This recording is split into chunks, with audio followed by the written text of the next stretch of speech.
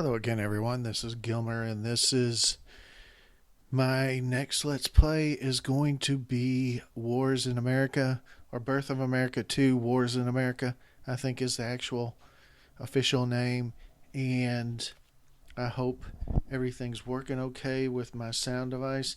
Ever since I started working from home, I've had to use a laptop from home, and I had to switch. For a while there, I was switching mice or mouses or however you call it, back and forth between my desktop computer and my laptop computer.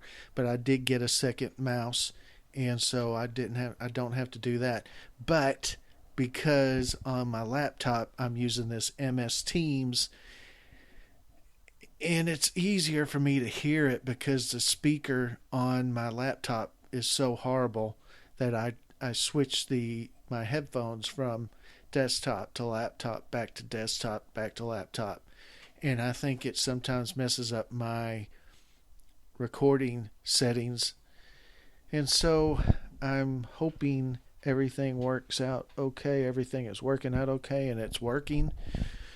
But there are a couple of things I wanted to talk about before I got started. One is Field of Glory Empires is coming out with an expansion. It's supposed to come out on May 21st, which is, I believe, in 3 days. Or is it 2 days? 3 days? Whatever today is. 5/18, I think. So that would be 3 days. Or is it 2 days? Maybe 5/18 was yesterday. I can't remember. Anyway, all the days are running together at this point. But anyway, the Field of Glory Empires is coming out with an expansion on May 21st.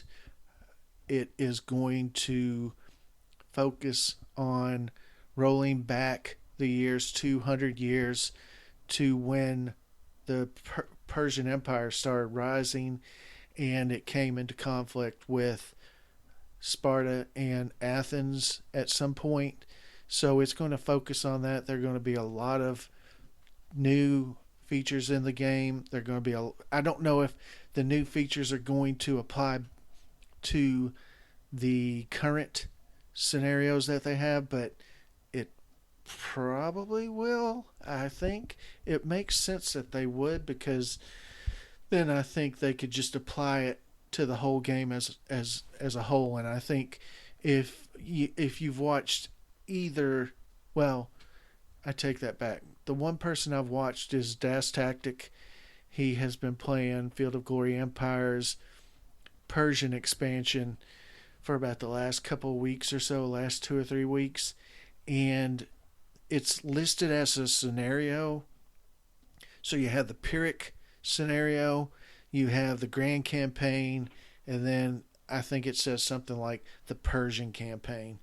And that starts in 500 BC and goes maybe, or 550 BC, and maybe it goes 500 years, just like the regular Grand Campaign scenario goes 500 years or 500 turns.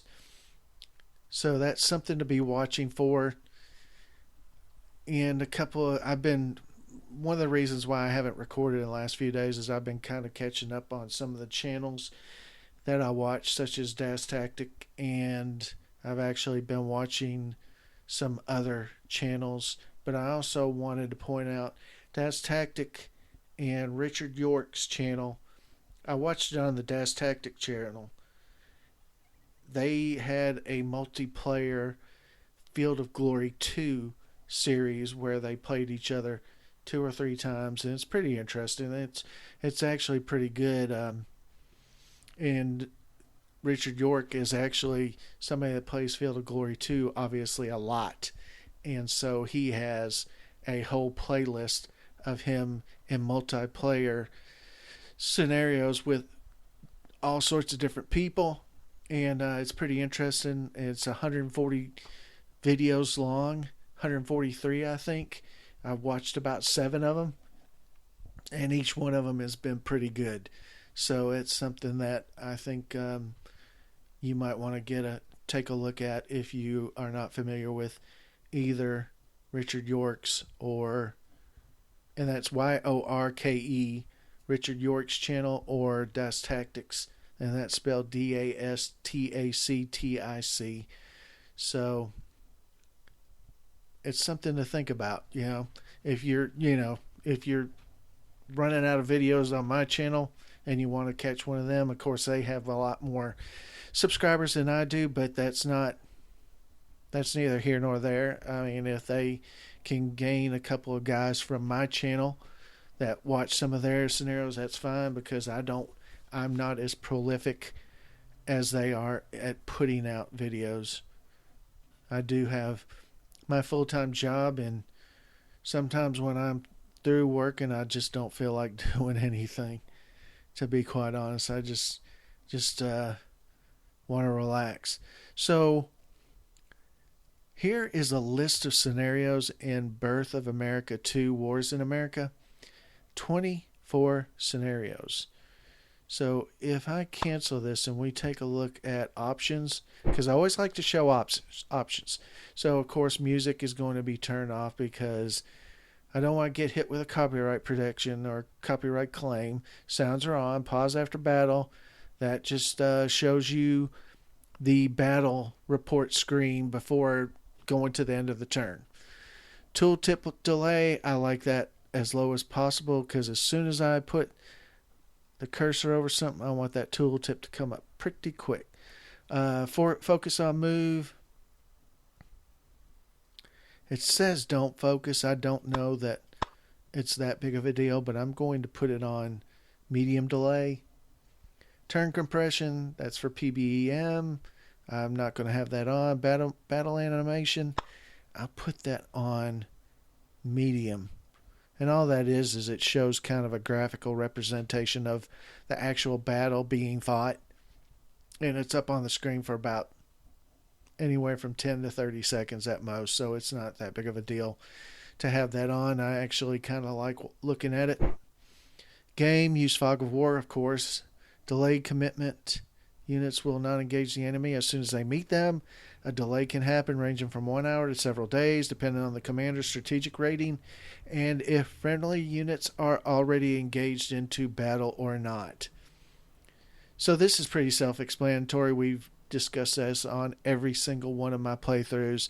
It's just a simple fact that if your army goes into a region, it sometimes won't attack immediately, even if there's an enemy in there.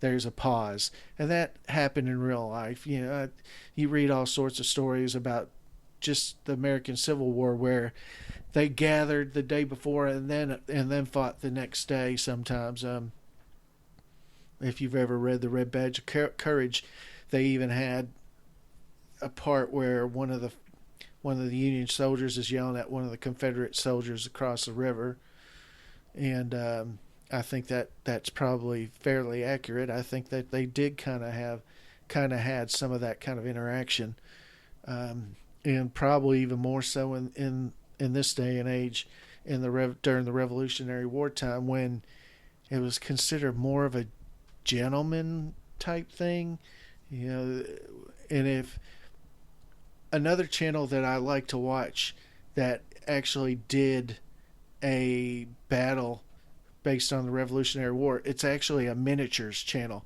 It's called Little Wars TV, and all they do is miniatures. So it's several guys on a tabletop fighting out battles, and they had the Battle of Princeton, and it's a great channel. I watch it all the time as well. They're taking a break because they run it almost like it's a TV channel. They have a season, then the season's over, a couple of months go by, and they have the next season, that type of thing. They're not continuous, but the production is very high, so it's probably a good thing that they don't try to do it year round. But anyway, when they did the Battle of Princeton, they talked about how it was still kind of considered gentlemanly, and they said that part of the reason that Washington caught the British off guard during the Princeton campaign was because, and that's right around the Valley Forge and all that, is because the British went into winter camps and it wasn't considered gentlemanly to attack during winter. And of course, Washington attacked during winter and won several tactical battles, which could also be considered strategic victories for him, at least, although the British didn't consider them very strategic. It was just a simple fact that at that time, Washington needed some morale booster type actions so that he'd keep his job. The flow of troops would keep coming into the army and that sort of thing, because if he, as I think most people know, by the time they got to Valley Forge, they were running on empty. They were in dire straits, and when they crossed the Delaware and had those fairly significant victories where they caught the Hessians in wow, I can't even think of the city now. Trenton, New Jersey, I believe.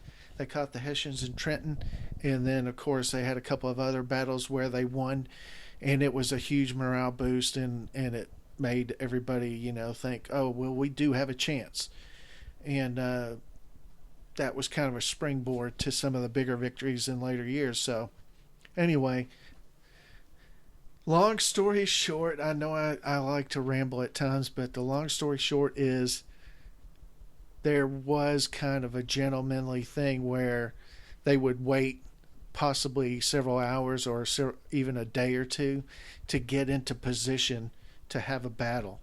And so that's why I use delayed commitment. Randomized generals, no, I don't like that. I want Washington to be a good general, and because he was historically very good, and I want him to be very good in the game. So no randomized generals at all. Foreign entry, the foreign entry is set to normal. I don't really know. Oh well, I take that back. The French can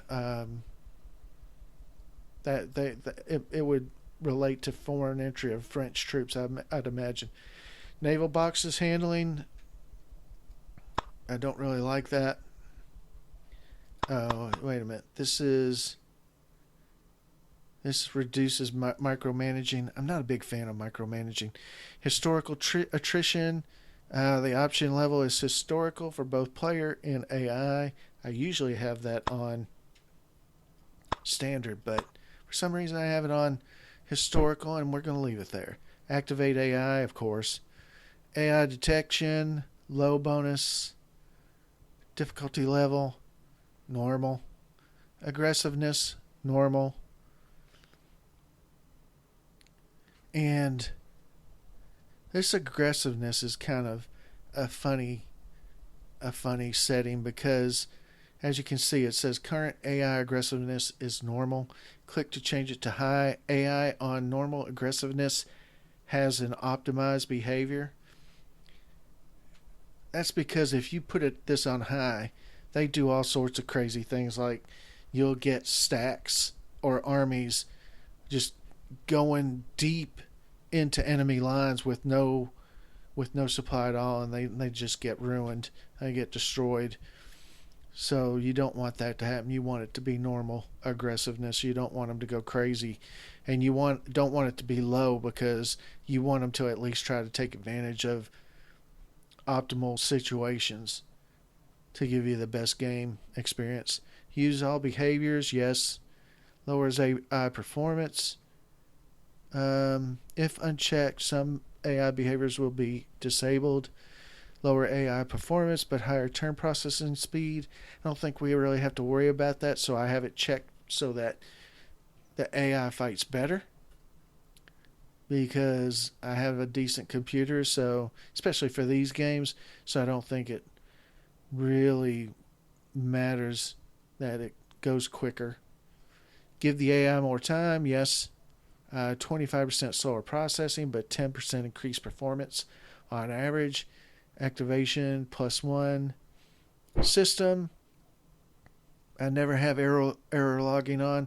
Sometimes if you see it, some of these games, you'll see like a little red box, or a little box with red writing in it, and it'll show you the place where the cursor is on the map and some other things. And actually, if I turn that on, as you can see what it does, it tells you what the FPS is. I don't like that box because it covers up information at times that I don't want covered up. And plus, it's sending it to Ajod, and Ajod is not collecting data on this game anymore to update it or optimize it. I guarantee you that. So if you have that on, it's doing is sending probably information to a dead end mailbox or a mailbox that doesn't even exist anymore. CPU, sleep mode, blah blah blah. If unchecked, the game will use the CPU even if minimized. So let's just do that. Textures, send error reports, regions pre-caching. Let's go ahead and click that. The game will load and advance some of the region images during game time. Memory usage, we're using the most memory and max texture size.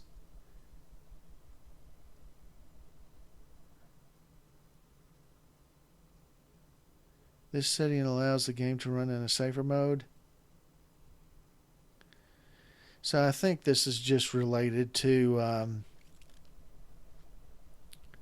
making sure that you don't have any errors related to your, how wide your screen is or something. I'm not really positive about that, but it's not that big of a deal. So new game.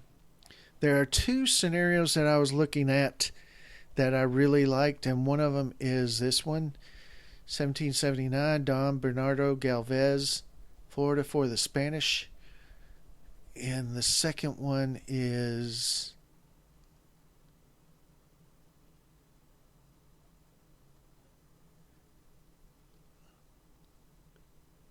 here we go. No, wait a minute. This wasn't the second one, but it's 24 turns as well. There might be 3 scenarios. So this is 1813 Great Lakes scenario, stalemate near the lakes. I like this one because it says balanced scenario until one side has control of the Great Lakes. So I'm not sure how you control the Great Lakes, but that would be kind of interesting to try to figure that one out. It happens during the War of 1812. And then there was one other. This one, the northern scenario. Decision in the north. This is kind of a scenario carved out of the Revolutionary War, 1778 to 1780, and it's just in the New York, Philadelphia, or New York, Pennsylvania, Hudson Valley, those types of places, and parts of Quebec as well. And I don't know if I like this one or not, or don't like it. I can't. It does kind of coalesce around the Great Lakes as well, sort of, because of it's partly Canada and partly the USA. But I don't know which one I'm going to use. I kind of like this one because I've never even heard of this before.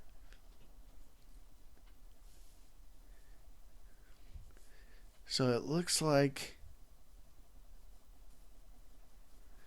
the Spain conducted a war of conquest to capture some of British West Florida, which I guess was historical. So it's going to be one of those 3.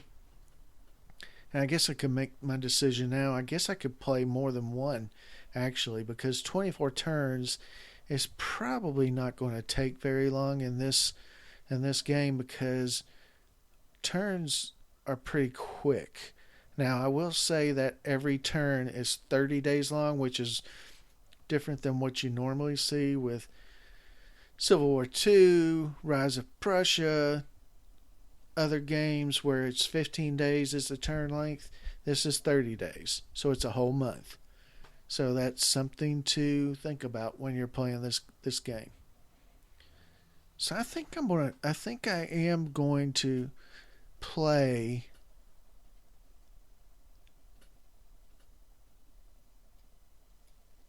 Oh, that's decision in the north. Wait a minute. I think I'm going to play this one.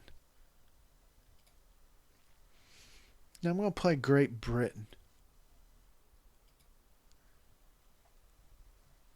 So as you can see, it's going to be fought across Florida,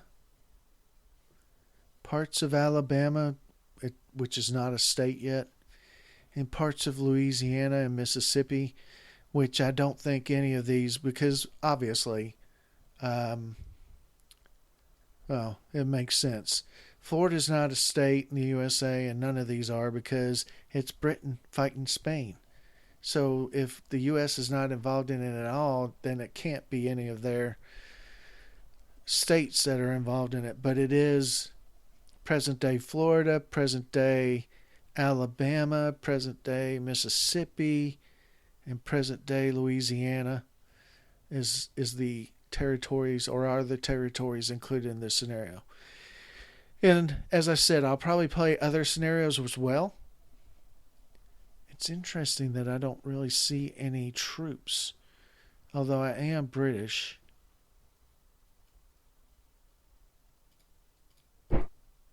Okay, there's some. There are some. There's some in Mobile, some in Pensacola. That is Spanish forces or a Spanish army. We also have this off box Spanish, or is that French? No, it says it's controlled by France, but then it says Spain. But it's not the British, that's for sure. So there you have it. Have a couple of other cities up here. Some of this is controlled by Spain, which is kind of interesting. But yeah, there you go. That is the new scenario. Look at all this stuff that I have. But I really only have one land force. All the rest of this is all the rest of that is either naval forces or locked garrisons.